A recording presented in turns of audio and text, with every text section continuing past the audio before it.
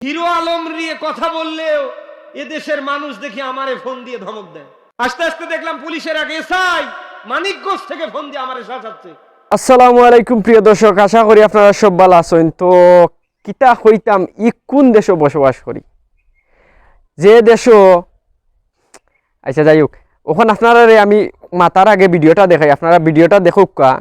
হুজুরে হুমকি দেওয়া হয়েছে হিরো আলমর কথা কেনে মাতলা। তো হুজুরে কিতে এমন মাইছেন হিরো আলমর কথা, এবং হিরো আলমর কথা কোয়ায় মানুষে হুজুরে ফোন দিয়া হুমকি দিছেন, এমনকি ঐসে পর্যন্ত ফোন দিয়া কইছেন যে হুজুর হিরো আলমর কথা কেনে মাতলায়। তো হুজুরের মুখ থেকে আমরা বক্তব্যটা হই নাই। হিরো আলম নিয়ে কথা বললেও এদেশের মানুষ দেখি আমারে ফোন দিয়ে ধমক দেয়।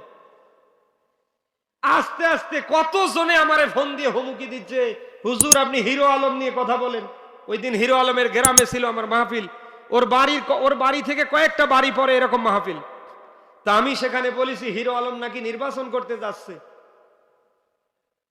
আমি বলেছি হিরো আলম নাকি নির্বাচন করতে যাচ্ছে, এগুলি কিয়ামতের আলামত। আমি কথা বলতে গিয়ে ইঙ্গিতে তার নাম ধরে একটা কথা বলে ফেলেছি।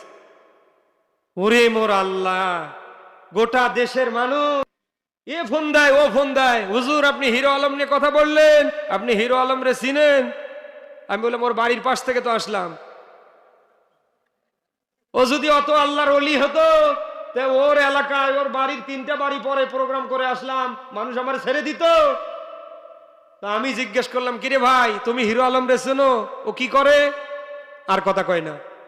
আস্তে আস্তে দেখলাম পুলিশের আগে এসআই মানিকগঞ্জ থেকে ফোন দিয়ে আমারে শাসাচ্ছে, আপনি হিরো আলম নিয়ে কথা বললেন। অথচ বর্তমান সময় YouTube, social media, printing media, electric, অনলাইনের মধ্য দিয়ে হিরো আলম যে কাজটা করছে, এটা কোনো মুসলমানের দেশে কোনো মুসলমান মানতে পারে না, পারবে না। তো প্রিয় দর্শক, আপনারা ভিডিও দেখছেন, হুজুরে কিতা কইছেন। হুজুরে কিতা হকর কথা মাতলেও কিতা সমস্যা নেই, যে মানুষে হুমকি দে ওইসে পর্যন্ত কল দিলে ইলা বিষয়টা বুঝলাম না। আমরা নবী হযরত মুহাম্মদ সাল্লাল্লাহু আলাইহি সাল্লাম কইছেন এমন এক সময় আসবে যে মূর্খ মানুষে সব কিছুর দায়িত্ব নিববি। তো আপনারা দেখো একটা জিনিস লক্ষ্য কইরা, চুর ধরা গাইছে, হ সিদ্দিক চুর ধরা গাইছে, ধরা গাইয়া এখন ইগুরে দেখা যায় মানে প্রধান অতিথি। ওরে বাবা, ই কোন দুনিয়াটা রে, ইটা সবটা কিয়ামতের আলামত। তখন আমরা হুজুর তারা যদি বুঝাইন কিয়ামতের আলামত বিষয়ে, ওখন একজনের লাগি গেল, তো ওখন কিতা করতা? তো হুজুর তারা কিতা মানে বই থাকতানি, নবীজ তো হইছেন যে হক কথা মাত্তায়। আলেম উলামা তারা যদি আমরা না বুঝাইন, আমরা কিতা বুঝবো? আমরা যে বয়স, আমার বড় ভাই যারা আছেন বা আমার ছোট একটু যারা আছেন, তারা তো ইসলামিক বিষয়ে জানরা হুনরা। আমরার পরের যারা জেনারেশন আইব, তারা কিতা জানবো, কিতা শুনবো? আলেম উলামারে কি অত্যাচার, কি অবস্থা।